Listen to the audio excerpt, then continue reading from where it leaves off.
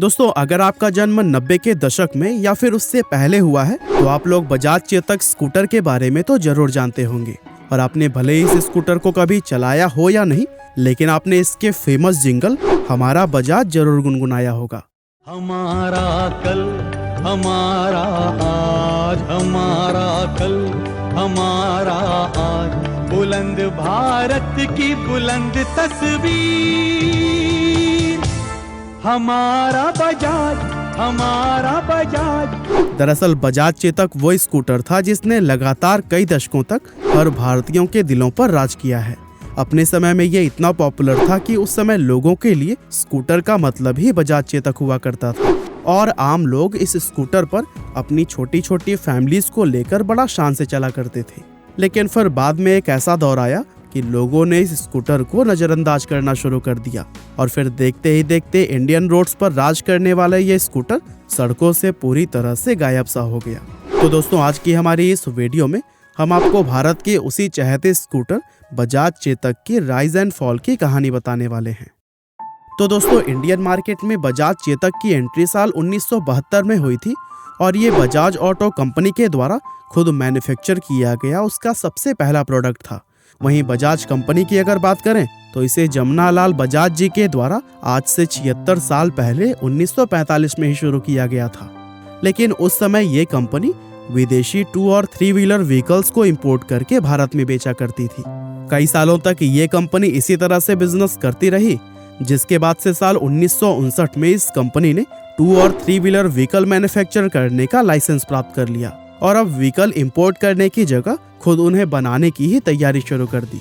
और दोस्तों, इस तरह से 1972 में कंपनी ने खुद से बनाया हुआ अपना सबसे पहला प्रोडक्ट यानी कि एक स्कूटर मार्केट में लॉन्च किया, जिसका नाम उन्होंने महान भारतीय शासक महाराणा प्रताप के घोड़े चेतक के ऊपर बजाज चेतक रखा। और दोस्तों, बहुत से लोगों को यह मालूम नहीं है, लेकिन ये स्कूटर असल में इटालियन कंपनी पियागियो के वेस्पा स्प्रिंट स्कूटर पर बेस्ड था। जहां इसके फीचर्स की अगर बात करें तो इसका शुरुआती मॉडल 145 सीसी के 2 स्ट्रोक इंजन के साथ में आता था, जिसे कि कंपनी के द्वारा साल 2002 में अपग्रेड करके 4 स्ट्रोक इंजन कर दिया गया था। ट्रांसमिशन के नाम पर इस स्कूटर में 4 स्पीड गियर्स भी दिए गए थे। साथ ही इसकी टॉप स्पीड 90 किलोमीटर प्रति घंटा और माइलेज 62 किलोमीटर प्रति लीटर हुआ करता था। अब दोस्तों, जिस समय बजाज चेतक को मार्केट में लॉन्च किया गया था तब इंडियन मार्केट में 2 व्हीलर के रूप में सिर्फ राजदूत और बुलेट जैसी महंगी बाइक्स ही मिला करती थी, जिन्हें खरीद पाना मिडिल क्लास लोगों के लिए बेहद मुश्किल था। और उस समय अगर किसी मिडिल क्लास व्यक्ति को वाहन की जरूरत भी होती थी तो महंगा होने के चलते वो चाहकर भी किसी व्हीकल को नहीं खरीद पाता था। इसीलिए ज्यादातर आम लोग साइकिल से ही अपना काम किया करते थे। इसके अलावा उस टाइम पब्लिक ट्रांसपोर्टेशन भी बहुत कम हुआ करता था, जिसके चलते आम मिडिल क्लास लोगों को छोटे मोटे सफर करने में भी बहुत सारी परेशानियों का सामना करना पड़ता। और यही वजह थी कि भारत में लोगों को एक ऐसे वाहन की जरूरत महसूस होने लगी थी जिसे उसकी सस्ती कीमत के चलते हर आदमी खरीद सके। और लोगों की इसी जरूरत को पूरा करने के लिए ही बजाज चेतक को मार्केट में उतारा गया था। उस समय भारत में सड़कों की हालत तो बहुत ही ज्यादा खराब थी और ज्यादातर छोटे कस्बों व गाँव में कच्चे रास्ते ही बने होते थे। ऐसे में बजाज कंपनी ने अपने इस स्कूटर को खास तौर से उन खराब भारतीय सड़कों के लिए ही डिजाइन किया हुआ था, जिसके चलते ये स्कूटर उन कच्चे रास्तों पर भी बिना किसी परेशानी के मस्त होकर चलता था। और इतना ही नहीं, सस्ता होने के साथ ही बजाज चेतक के मेंटेनेंस का खर्चा भी काफी कम था, जो कि इसे लोगों के लिए और भी ज्यादा अफोर्डेबल बना देता था। और दोस्तों, अपने इन्हीं सभी खूबियों के चलते बजाज चेतक मार्केट में लॉन्च होते ही सुपर हिट हो गया। दोस्तों, बजाज चेतक इतना सक्सेसफुल इसलिए हुआ था क्योंकि इसने लोगों का फंडामेंटल प्रॉब्लम सॉल्व किया। अब शायद आप भी सोचते होंगे कि आखिर एक स्टार्टअप सक्सेस कैसे हासिल कर सकता है, आखिर उसके पीछे के फंडामेंटल्स क्या हो सकते हैं।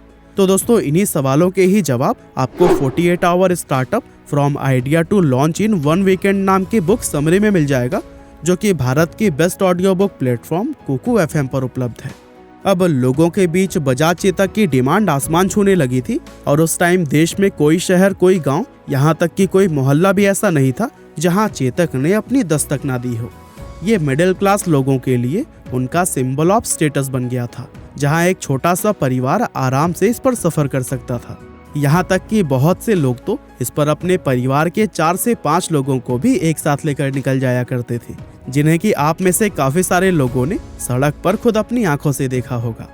दोस्तों, मार्केट में आते ही बजाज चेतक की सेल्स इतनी तेजी से ऊपर गई कि बुकिंग कराने के बाद से डिलीवरी लेने के लिए लोगों को कई कई महीनों तक का इंतजार करना पड़ता था। एक तरह से देखें तो इंडियन मार्केट में इस स्कूटर की एक मोनोपोली हो गई थी। लोगों को मार्केट में बजाज चेतक के अलावा स्कूटर का कोई दूसरा ऑप्शन नजर ही नहीं आता था। वैसे देखा जाए तो बजाज चेतक को इतना सफल बनाने के पीछे कंपनी के उस जबरदस्त एड कैंपेन की भी बहुत अहम भूमिका थी, जिसके जिंगल की टैगलाइन बुलंद भारत की बुलंद तस्वीर हमारा बजाज हुआ करती थी। ये धुन इतनी मधुर थी कि उस समय हर कोई इसे गुनगुनाया करता था, और ये एक ऐसा एड कैंपेन था जिसने लोगों को बजाज चेतक पर भरोसा करने और उसे खरीदने के लिए इंस्पायर किया था। अब यूं तो स्कूटर लॉन्च होने के बाद से ही 70 के दशक में बेहद पॉपुलर हो गया, लेकिन इसका सुनहरा दौर 80 के दशक के बीच में आया था, जहां इसकी सेल्स व पॉपुलैरिटी अपने चरम पर पहुंच गई थी। ये वो समय था जब बजाज चेतक सेल्स के मामले में अपने ही रिकॉर्ड को तोड़ा जा रहा था। और आपको जानकर बेहद आश्चर्य होगा कि एक समय इसका वेटिंग पीरियड 10 साल पहुंच गया था, यानी कि इस स्कूटर को बुक करने के बाद से डिलीवरी लेने के लिए लोगों को 10-10 साल का इंतजार करना पड़ता। और दोस्तों, ऐसा होने का एक बहुत बड़ा रीजन यह था कि उस समय लोगों ने इस स्कूटर को शादियों के दौरान दहेज में देना शुरू कर दिया था। और दोस्तों, कहते हैं कि इसकी डिलीवरी लेट होने पर लोगों को शादी की डेट तक आगे बढ़ानी पड़ जाती थी। बजाज चेतक के इस बेहद लंबे वेटिंग पीरियड की वजह से इसकी ब्लैक मार्केटिंग भी बहुत ज्यादा बढ़ गई, और बहुत से लोग इसकी बढ़ती हुई डिमांड का फायदा उठाकर इस स्कूटर को डबल व ट्रिपल कीमत पर ब्लैक में बेचने लगे थे। लोगों के बीच में इस स्कूटर को लेकर ऐसी दीवानगी थी कि नया तो दूर, ये किसी को सेकेंड हैंड भी आसानी से नहीं मिलता था। अब दोस्तों, बजाज चेतक को टक्कर देने के लिए दूसरी कंपनियों ने अपनी सस्ती मोटरसाइकिल भी मार्केट में उतारी, जिसमें यामाहा RX 100 और हीरो होंडा CD 100 जैसी फेमस बाइक्स का नाम शामिल था। अब यूं तो ये बाइक्स भी अपने समय में काफी ज्यादा कामयाब और पॉपुलर रहीं, लेकिन इनके मार्केट में आने से बजाज चेतक की सेल्स पर कोई खास फर्क नहीं पड़ा, क्योंकि उन बाइक्स के साथ में कॉम्पिटिट करने के लिए बजाज ने साल 1984 में जापानीज कंपनी कावासाकी के साथ हाथ मिलाकर इंडियन मार्केट में अपनी खुद की बाइक्स जैसे बजाज कावासाकी KB 100 और KB 125 को लॉन्च कर दिया था। और दोस्तों, इस तरह एक तरफ बजाज कंपनी का बाइक्स के सेगमेंट में मुकाबला चल रहा था, और दूसरी तरफ वो अपने बजाज चेतक स्कूटर का भी बढ़ चढ़कर प्रमोशन कर रही थी। अब बजाज चेतक के लिए तो 90s के मिड तक सब कुछ ठीक चलता रहा था, लेकिन उसके बाद से परिस्थितियां बदलनी शुरू हो गई। आगे वीडियो में हम जानेंगे कि कैसे अब बजाज चेतक का डाउनफॉल शुरू हुआ, लेकिन उससे पहले आप लोग बेस्ट ऑडियो बुक के लिए कोको FM को डाउनलोड करना ना भूलिएगा।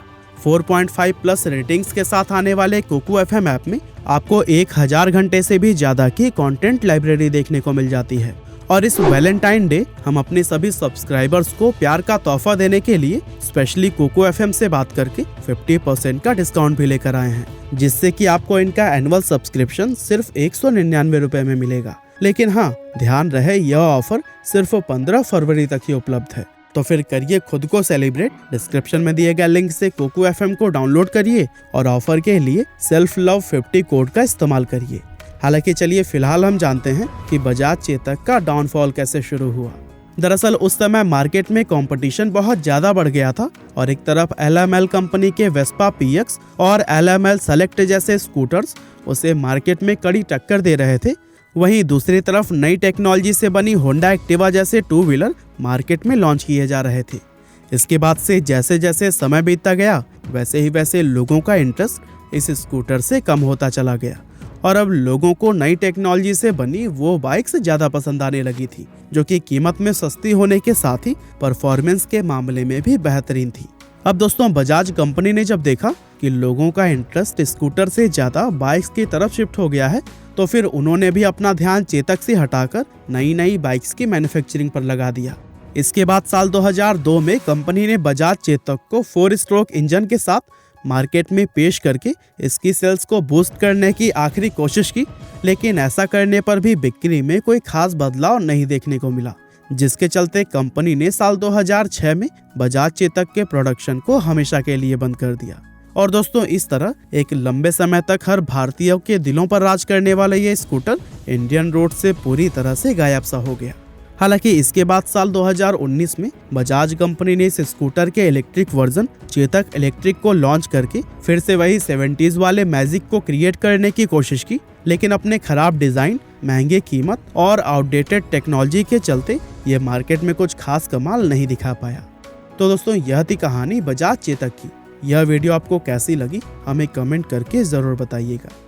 आपका बहुमूल्य समय देने के लिए बहुत बहुत धन्यवाद।